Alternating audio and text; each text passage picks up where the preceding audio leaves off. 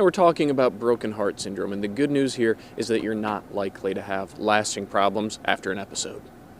Broken heart syndrome goes by a lot of names. Some people call it stress heart syndrome. Takotsubo was one of the original names where it was discovered over in Japan. Even without odd-sounding names, the condition itself isn't so odd. In fact, it's probably a bit familiar.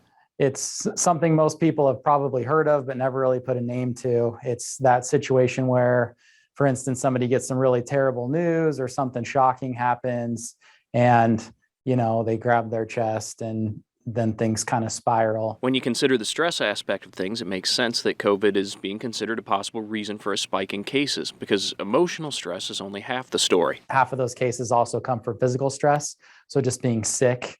And at this time in history, we have very, very large numbers of very, very sick people.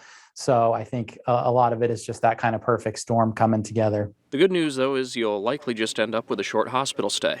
When you shoot that angiogram and you see that the arteries are all normal, and then you take a look at the ventricle and you see the outpouching, you almost kind of breathe a little bit of a sigh of relief, because one of the characteristic things about this is that it all goes back to normal. And there's really nothing else like that in cardiology.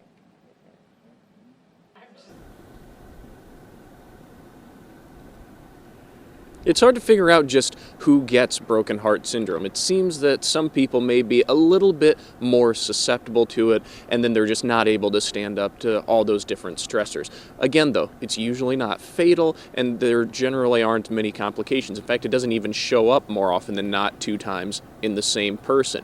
Just a couple days of rest in the hospital to check over you, and then you're good to go without any long-lasting effects.